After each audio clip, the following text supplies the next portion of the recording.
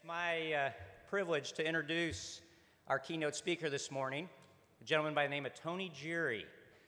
Tony has been a coach to business leaders for about 20 years.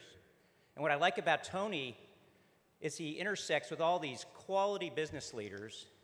And much like Vision Source, he takes the nuggets from one, best practices, and shares them with others.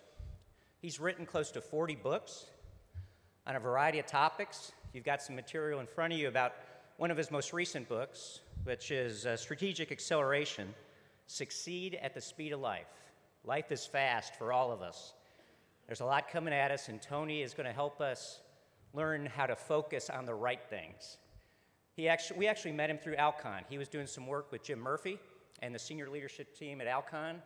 Got introduced to us, so he's not a rookie to the industry by any stretch. He's learned a little bit about Vision Source in the last year, and I'm confident you're really going to enjoy the next 40 or 50 minutes with Tony. So let's bring him on stage. Tony Jeary.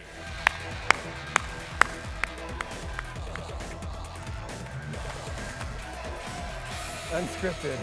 That's good. Now I heard yesterday Dan was pretty good. The guy that came over, took over. Is that right? Was Dan pretty good? Was he memorable?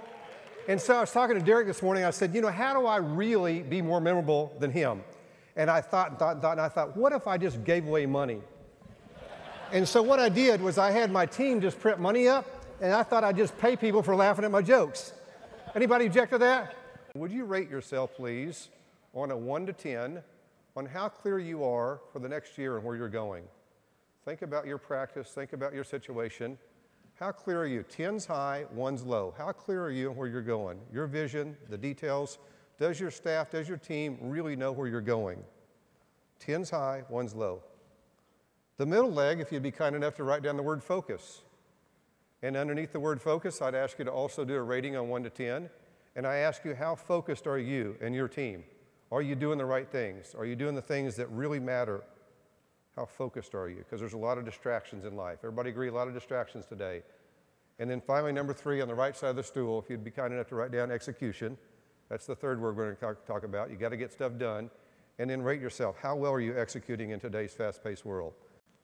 Top companies, top performers, top practices, top organizations really do adapt the concept of understanding clarity, where you're going and why you're doing it. They understand the power of focus, doing the things that matter, because there's a lot of distractions, and they understand taking action.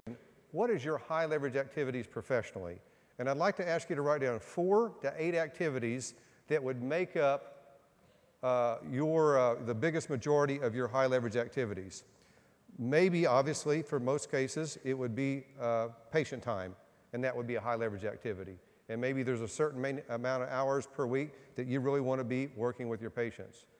Maybe being able to nourish and inspire your team members. Maybe you want to invest an hour, 2, 3 hours a week really doing that. And that might be a high leverage activity. So when something comes into my world, if it's not on my high leverage activities list, it's easier for me to say no to and be able to deal with distractions. Think about your world for a minute. At the end of any week, how many hours are you investing in things that really don't hit the priority button? Constantly improve your persuasion abilities. That means cheering people on. People do more of what you appreciate. If you appreciate your people for doing things, they want to do more, including your kids, including the team members in your family. And I was going to write a book about procrastination, but I never got around to it. Can you believe that? But I tell you what I did do. I did do the cover, and here's the cover. It's called Do It Later, The Ultimate Guide for Losers. How about that one? I'd like you to pull the action card out if you'd be kind enough to do that. And just a few minutes that we have left, would you write down some of the things that you want to do as a result of my time with you today? Maybe you want to work on your high leverage activities, and that may be one of the actions. Maybe you want to be more inspirational in your meetings. Maybe you want to do some of the things that are listed on the board, or maybe you want to appreciate your kids more. What are things that you want to do that I talked about? I'd like you to write down actions. What I've seen is this. I've seen that oftentimes when we have experiences for several days like we're in right now, if you don't take the time to really write down what you want to take action on, then execution doesn't happen as well. Guys, thank you so much for your attention. I really appreciate you allowing me to be the first part of your day, and I'll do a send-off with one last little piece here. It simply says this. Remember this, the enemy of mastery is greatness, And I ask you, is great good enough for you? Thank you so much. Let's have a great conference, okay?